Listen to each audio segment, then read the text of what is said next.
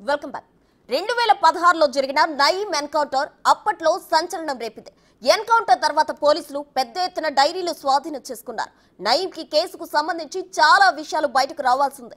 కానీ ఇప్పుడు అవన్నీ ప్రశ్నలుగానే మిగిలిపోయాయి. అయితే నయీం ఆస్తులు బీఆర్ఎస్ నేతలు దోచుకున్నారని అంటున్న మాజీ పోలీస్ కమిషనర్ కాంగ్రెస్ ఎమ్మెల్యే నాగరాజ్తో మా associate input editor Nagesh face to face. Telangana రాష్ట్రంలో నయీం ఎన్కౌంటరే సంచలనం. 2016లో జరిగిన ఎన్కౌంటర్ రాష్ట్రంలో పెను సంచలనం సృష్టించింది. నయీం డైరీలో అనేక ఆస్తులు బయటపడ్డాయని చెప్పి అప్పుడు పోలీస్ అధికారులు చెప్పారు. కానీ ఇప్పటి వరకు ఆస్తులు ఎక్కడ ఉన్నాయి, బంగారం ఎక్కడ ఉన్నాయి, భూమి పత్రాలు ఎక్కడ దాచిండు, అసలు నయీం ఎన్ని వేల కోట్ల ఆస్తులు దాచిపెట్టాడని మాత్రం బయటకు రాలేదు. ప్రస్తుతం మనతో పాటు నిజామాబాద్ మాజీ police commissioner Congress MLA Nagaraju గారు ఉన్నారు. నమస్తే నాగరాజు గారు. మీకు తెలుసు, మీరు పోలీస్ అధికారిగా చాలా కాలం పనిచేశాడు. ప్రతి విషయం మీకు క్షుణ్ణంగా తెలుసు. మీరు కూడా టెరిఫిక్ ఆఫీసర్ అనేది ప్రాచుర్యం ఉంది. ఏం చెప్పదలుచుకున్నారు నయీం ఎన్కౌంటర్ గురించి? నయీం ఎన్కౌంటర్ అయింది వాస్తవమే, కానీ దాని తర్వాత దాని యొక్క ఇన్వెస్టిగేషన్ అంటే సిట్ ఏదైతే ఫామ్ అయిందో సిట్ పనిచేసే తరుణంలో అప్పుడున్న టీఆర్ఎస్ ప్రభుత్వం దాన్ని తొక్కుపట్టేసింది. దాంతోనే అది అసలు వెలుగులోకి రాలేదు. నామమాత్రాన పాపం కొంతమంది పోలీస్ అధికారులను సస్పెండ్ చేసిండు. అసలైన రాజకీయ నాయకులను పక్కన పెట్టేసిండు. ఎవరైతే బినామీలుగా కొనసాగిందో లేకుంటే జప్తు చేయబడ్డ గోల్డ్ సొమ్ము ఎక్కడుందో ఇంతవరకు కూడా బహిర్గతం చేయలేదు. తప్పనిసరిగా ఇప్పుడు మన ప్రభుత్వం దాన్ని తీసుకురావాల్సిన బాధ్యత ఉంటుంది. కాబట్టి ఇది టోటల్గా అప్పుడున్న ఇప్పుడు బీఆర్ఎస్ ప్రభుత్వంగా మారిన బీఆర్ఎస్ ప్రభుత్వం దాన్ని అంగదొక్కిందని. అంటే నయీం ఎన్కౌంటర్ తర్వాత నయీం దగ్గర కొన్ని డైరీలు బయటపడ్డాయి. డైరీలో ప్రతి విషయాన్ని రాసుకొచ్చాడు. ఎక్కడెక్కడ భూమి సంపాదించాడు, తన దగ్గర కిలోల కొద్ది బంగారం బయటపడింది అనేది చాలా వరకు ప్రాచుర్యం వచ్చింది. కానీ ఎందుకు ఏ ఒక్క విషయాన్ని కూడా బయటకు చెప్పకపోవడానికి కారణం ఏమని చెప్పచ్చు? అదే కదా నేను చెప్పేది. కొంతమంది నామాత్రంగా పోలీస్ అధికారులను అట్లా చూచాయిగా అట్లా సస్పెండ్ చేసి పాపం వాళ్ళకి పనిష్మెంట్ ఇచ్చారు. అది పీనట్స్ అంటే అట్లా దాని కేసు పక్కదో పెట్టడానికి అధికారులను సస్పెండ్ చేసింది. కానీ అసలైన అందులో ఉన్న రాజకీయ నాయకులను ఎవరు కూడా హైలైట్ చేయలేదు. ఎవరైతే బినామీలు ఉన్నారో వారిని బహిర్గతం చేయవలసిన బాధ్యత సిట్ మీద ఉండే. ఆ సిట్ను టోటల్గానే నిర్వీర్యం చేసిందో ఆ యొక్క టీఆర్ఎస్ ప్రభుత్వం. ఇప్పుడు బీఆర్ఎస్ ప్రభుత్వం దాన్ని నిర్వీర్యం చేసి దాన్ని పక్కదోన పట్టించి ప్రజలకు దాన్ని ఇప్పటివరకు కూడా బహిర్గతం చేయలేదు. అది 100% ఇప్పటికి కూడా దాన్ని బయటకు తీసుకురావాల్సిన బాధ్యత ఉంటుంది. ఎందుకంటే చాలా వరకు భూములు, ఆస్తులు, బంగారం, తర్వాత ప్రాపర్టీస్ ఉన్నాయని అప్పుడున్న డైరీలో దొరికిందని సంచలనం సృష్టించింది. అప్పుడు నయం ఎన్కౌంటర్ అందులో ఉన్న అధికారులు ఇప్పటికీ కొంతమంది పాపం ఇంకా బాధపడుతున్నారు. ఇంకా క్షమాభిక్షణ కోసం అంటే ఛార్జ్ మెమోలు, సస్పెన్షన్లు అయ్యి వాళ్ళందరూ రీఇన్స్టేట్ అయింది. కానీ అమాయకులను సస్పెండ్ చేసిందని నా యొక్క దృక్పథం.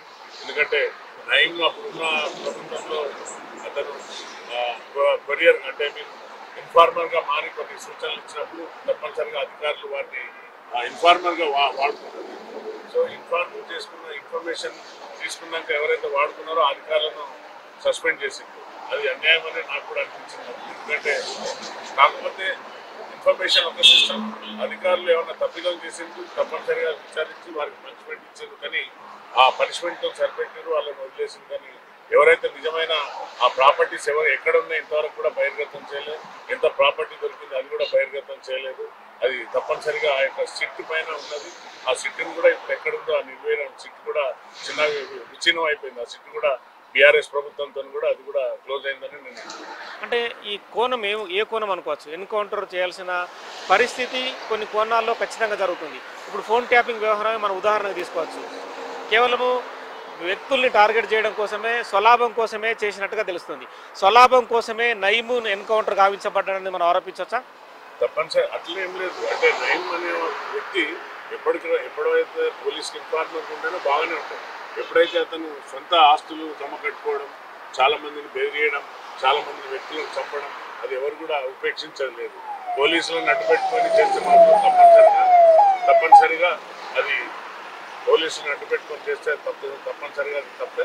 కాబట్టి తప్పనిసరిగా వాటిపైన చర్యలు తీసుకున్నారు. కానీ ఏదైతే ఫోన్ ట్యాంపరింగ్ ఉందో ఆ ఫోన్ ట్యాంపరింగ్ కూడా అది ఎప్పటివరకు అంటే ఫోన్ ట్యాంపర్ అనేది ఓన్లీ యాంటీ సోషల్ ఎలిమెంట్ కోసమే ఫోన్ ట్యాంపరింగ్ అనేది ఉంటుంది.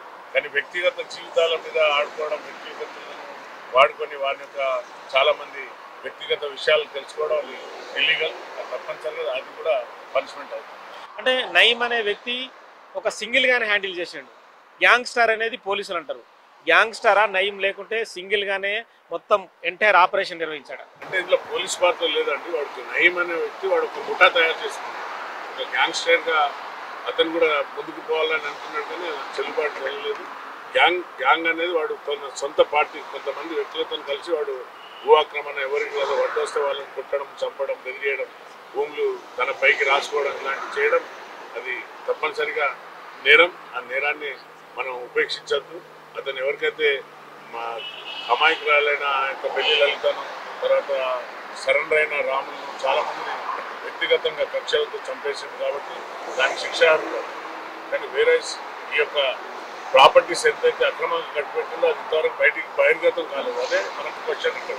అది అందరికి కూడా మధ్యలో మెల్లే క్వశ్చన్ అందరికి కూడా ఏంటంటే ఎక్కడ పోయినాయి ప్రాపర్టీస్, ఎక్కడ పోయినాయి తీయాల్సిన బాధ్యత మన పైన. రాజస్థాన్ నుంచి ఒక భారీ వెపన్కి సంబంధించిన ఒక ఆయుధ కర్మాగారాన్ని హైదరాబాద్కు తరలించే క్రమంలో కూడా పట్టుబడింది అనేది ఒక చిన్న బయటకు వచ్చిన విషయం. కానీ అది కూడా బహిర్గతం కాలేదు. అంటే ఆయుధ కర్మాగారం అనేది అట్లా ఉండదండి.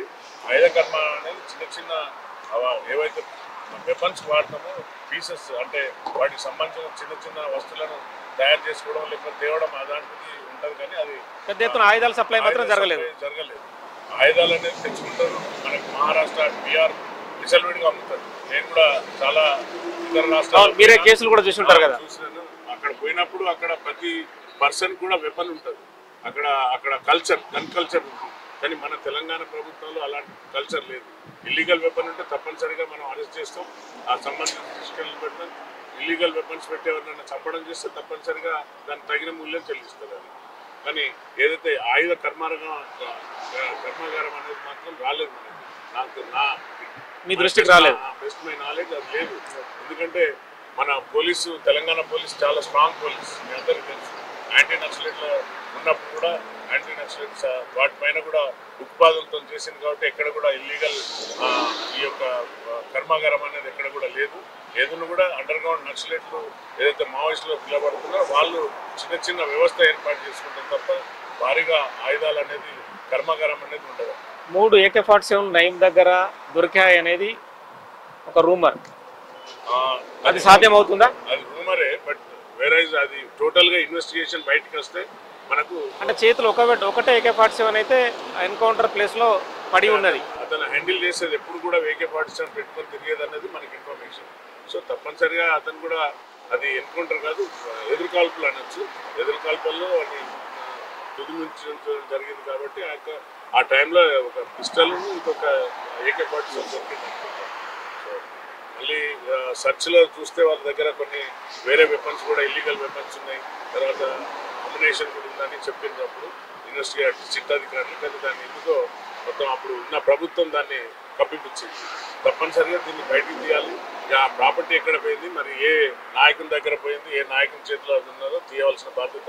10,000 నుంచి 20,000 కోట్ల ఆస్తులు నయీం దగ్గర లభ్యమయ్యాయి. అంటే కేజీల కొద్ది బంగారం కావచ్చు, పెద్ద ఎత్తున ల్యాండ్ డాక్యుమెంట్స్ దొరికాయి అనేది అంటే పోలీసులే ఆఫ్ ద రికార్డ్ చెప్పుకొచ్చారు. కానీ తదుపరి ఆ కేసుకు సంబంధించి ఎక్కడ కూడా బయటకు ఏమాత్రం చిన్న గాసిప్ కూడా లేదు. అదే కదా నేను అదే చెప్తున్నా. ఏదైతే సిట్ అనేది ఫామ్ చేశారు అంటే సిట్ అంటే ఎవరు అంటే రాజకీయ నాయకులు తిన్నట్ట, లేదంటే ఇన్వెస్టిగేషన్ చేసిన పోలీస్ అధికారులు ఏమన్నా మాయం చేసినట్ట? ఆబ్వియస్లీ రాజకీయ నాయకులు హస్తం ఉన్నది అనేది అందరికీ తెలుసు. రాజకీయ నాయకులు దాన్ని తొక్కి పెడతారు. ఒక అధికారి ట్రాన్స్పరెంట్ గా ఇన్వెస్టిగేషన్ చేసేటప్పుడు రాజకీయ నాయకులు ఇంటర్ఫేర్ అయినప్పుడు దాన్ని పక్కన తప్పనిసరిగా దానిపైన ఇప్పటికైనా కూడా ఆ సిట్టును మళ్ళీ రీఓపెన్ చేసి ఆ ఆస్తులు ఎక్కడ పోయినాయి, ఆ ప్రాపర్టీ ఎక్కడ ఉన్నది, ఎన్ని భూములు డాక్యుమెంట్స్ దొరికినాయి అవన్నీ బహిర్గతం చేయాల్సిన బాధ్యత సిట్ పైన. అప్పుడు ముఖ్యమంత్రి పాత్రని ఏమైనా మనం ఇందులో అనుమానించవచ్చా? ఎందుకంటే ఫోన్ ట్యాపింగ్ స్వయంగా ముఖ్యమంత్రి చేయించిన పరిస్థితి. అంటే ఏదైనా కూడా అప్పుడున్న చీఫ్ ఎవరైతే ఉంటారో పై నుండి అధికారులు వస్తాయి. చీఫ్ నుండే సీఎం నుండే అధికారికంగా చెప్తారు ఇది చేయండి అది చేయండి అంటేనే ఇప్పుడు కూడా వీళ్ళు బావుల్లాగా వాడుతున్నారు. అంటే కొన్ని అనుమానాలు కలుగుతున్నాయి. ఇప్పుడు ఫోన్ ట్యాపింగ్ బయటకు వచ్చినాక SIB కన్సర్న్లోనే తెలంగాణ రాష్ట్రంలో ప్రతిదీ నడిచింది. అంటే అక్రమాలు కానీ, దోపిడీ కానీ, ఫోన్ ట్యాపింగ్ చేయడం కానీ ఏదైనా ఎస్ఐబి కన్సర్న్ నడిచిందని ఈ వ్యవహారం కూడా అలా నడిచింది అనేది అనుమానం. లేదండి, ఎస్ఐబి డిఫరెంట్.